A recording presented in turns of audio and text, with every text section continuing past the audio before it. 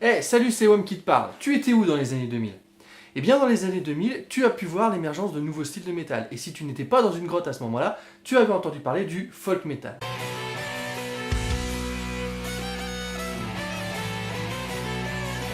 Le folk metal serait apparu en fait dans les années 90 avec le groupe anglais Skyclad. Et C'est 10 ans avant les années 2000. oui, mais c'est dans les années 2000 en fait que ce style prend de l'ampleur, notamment avec des groupes comme Corpicani ou encore Fintroll qui ont sorti des tubes tels que Vodka ou encore Troll Amren. Le folk metal en fait se définit par l'ajout dans la musique metal d'instruments et de mélodies folk traditionnelles folkloriques, ainsi que de paroles et d'anesthétiques qui racontent l'histoire du pays ou du bassin culturel d'où sont issus ces instruments traditionnels folkloriques. En clair, si jamais vous rencontrez un groupe qui s'appelle William Wallace, dont les membres jouent en tartan, et dans leur musique dans laquelle il y a des instruments, des cornemuses écossaises, ne vous attendez pas à ce que les paroles parlent d'un serial killer états-unien du début des années 70. Tout ça pour vous dire qu'aujourd'hui, on va partir du côté du passé avec XDO.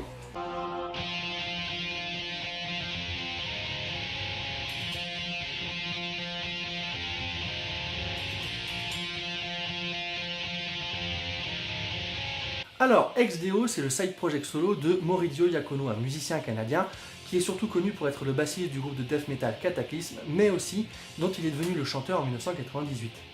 Mais il possède aussi son propre label, Hyperactive Records, et il s'occupe de groupes, notamment le groupe 8. Mais c'est en 2009 que sort le premier album de XDO, appelé Romulus.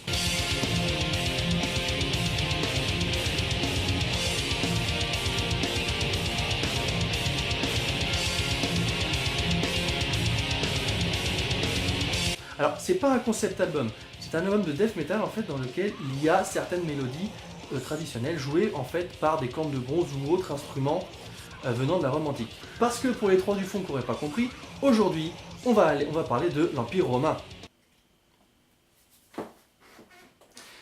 C'est les méchants dans Astérix. Ah, Et donc ce Romulus, que vaut-il?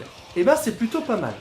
Alors comprenons-nous bien, vu le CV de Monsieur Maurizio, la qualité technique est là et bien là, que ce soit au niveau des riffs, que ce soit au niveau de la basse, que ce soit au niveau de la batterie, même au niveau du son. Et le chant en plus est super bien fait. Par exemple, Maurizio arrive à passer du crier aigu au crier grave. En fait, le but ici est de raconter une histoire avec plusieurs personnages. Justement, parlons des paroles. Eh bien en fait, cet album parle de l'Empire romain.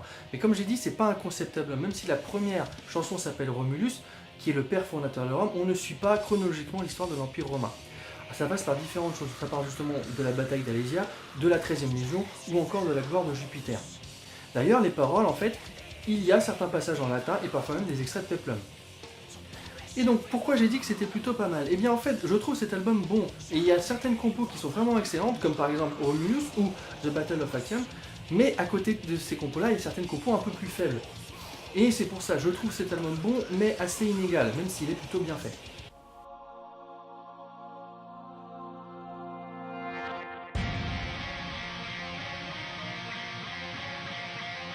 Dans cet album, tout ce qui était bien sur le premier album a été amélioré, notamment les mélodies antiques qui étaient un peu plus discrètes sur le premier album, qui ici sont améliorées et servent la musique, la guident. Les riffs en fait eux sont de plus en plus épiques et servent à merveille le chant de Maurizio, qui cette fois-ci est un peu plus linéaire, mais sans être redondant à écouter. Passons aux paroles. Les paroles en fait partent toujours de l'Empire romain, des gladiateurs, des légions romaines ou alors des empereurs Tibère ou Caligula. Dans le livret, vous pouvez trouver ces paroles et avant chaque parole, en fait, des petites explications qui vous expliquent pourquoi Maurizio a choisi ce thème, pourquoi ce thème lui plaît et comment il a voulu le traiter. Pour conclure sur cet album, je dirais que le côté esthétique a été développé, notamment la jaquette de l'album que je trouve beaucoup plus en phase avec la musique. Je vous conseille aussi de regarder le clip de la chanson phare de l'album I Caligula, qui est superbement réalisé selon moi. Donc pour l'instant, on en est à 2 albums, un bon et un excellent. Que va-t-il se passer ensuite? yeah. Oui, mais non, mais oui, plus tard, bien. Je parle de musique là. 3e album.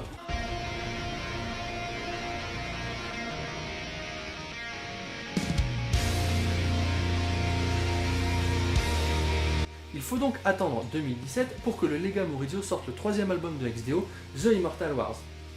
Et la surprise, c'est un concept album de 8 chansons qui raconte en fait la deuxième guerre punique, celle qui a opposé le carthaginois Hannibal à la République de Rome, et où Rome a failli perdre d'ailleurs. Donc pour les paroles, en fait, on suit la chronologie de la seconde guerre punique, avec certains passages, surtout très connus, notamment le passage des Alpes par les éléphants d'Hannibal, ou encore la bataille de Zama qui a opposé Scipion l'Africain, le général romain, à Hannibal le carthaginois.